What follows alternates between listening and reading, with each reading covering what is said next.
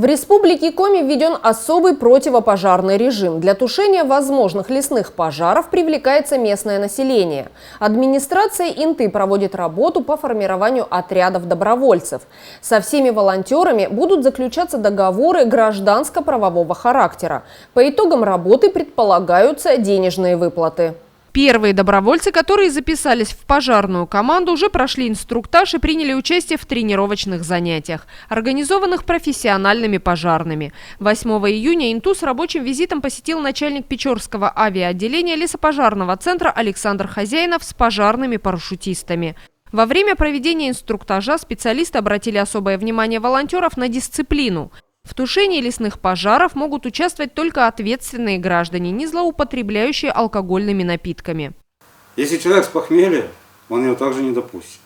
Потому что бывали случаи, люди пребывали в не совсем адекватном состоянии похмелья.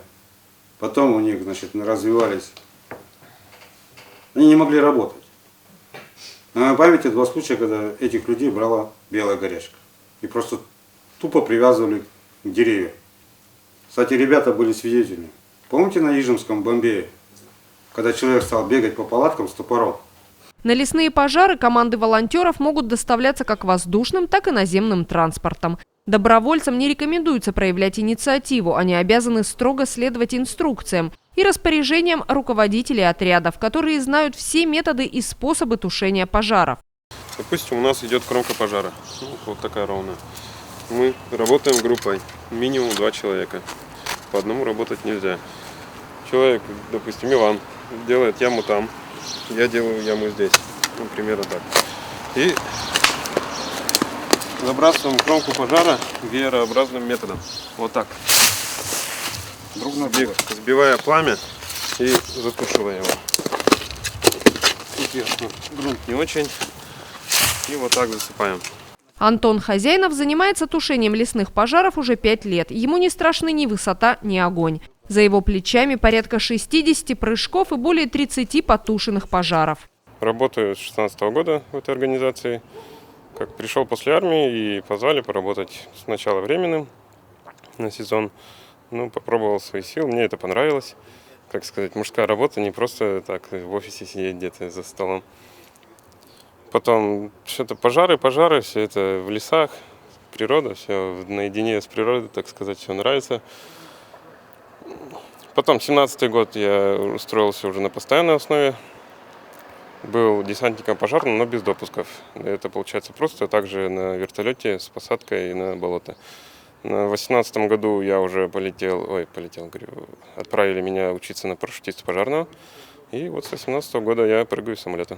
Засыпка кромки пожара грунтом, захлестывание огня ветками, прокладка на пути распространения пожара заградительных полос. По словам специалистов, наиболее сложными и трудоемкими являются остановка и локализация пожара.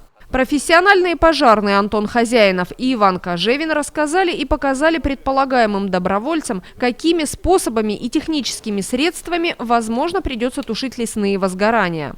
Работа действительно, она непростая, не легкая. Это работа в лесу, это работа в тяжелых условиях, это тушение пожара, это находиться постоянно при высоких температурах. Это, как руководитель могу сказать, это следить за своим личным составом. То есть это трудная профессия, и как любая профессия, она осваиваемая, и мужчины не должны бояться совершать работу, которая необходима для сохранения природы нашей страны, нашей родины. Леса мало, это наши легкие, это наше будущее, и мы должны этим заниматься. Кто, если не мы? В Республике Коми объявлен пожароопасный период, и в нашем муниципалитете как раз идет, так сказать, агитация добровольных пожарных. Кто такие добровольные пожарные? В данном случае это все граждане нашего города, которые могут изъявить желание добровольно участвовать в тушении лесного пожара, если такой возникнет в Интинском районе. И с этой целью к нам прибыл сегодня руководитель Коми авиаотделения Печорского Хозяинов Александр Геннадьевич показать определенные тонкости тушения лесных пожаров. Даже вот мы, сотрудники Федеральной пожарной службы, это не наша специфика тушения пожаров в городской черте, а специфика комавиаотделения – это как раз тушение лесных пожаров. И как раз Александр Геннадьевич сюда прибыл, чтобы показать и будущим добровольцам специфику тушения пожара, опасности, которые ждут при тушении пожара, потому что тушение пожара в лесах довольно-таки травмоопасная, даже гибель бывает, если по России посмотреть. Вот сейчас Тюмень горит очень сильно, Красноярск. И если не соблюдать определенной техники безопасности, охраны труда, можно при тушении пожара, конечно, и пострадать, и потерять жизнь. Поэтому мы ведем агитацию в нашем муниципалитете по привлечению наших граждан к тушению лесных пожаров.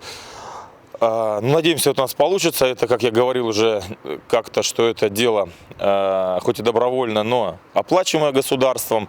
Заявления от интинцев, желающих принять участие в тушении возможных лесных пожаров, принимаются в Управлении по делам гражданской обороны, антитеррористической и пожарной безопасности городской администрации, кабинет 125. Заработная плата добровольцам будет начисляться из расчета 273 рубля 50 копеек за каждый час работы с предоставлением сухпайка и 319 рублей 40 копеек без питания. Всю необходимую информацию можно получить по телефону 628 41.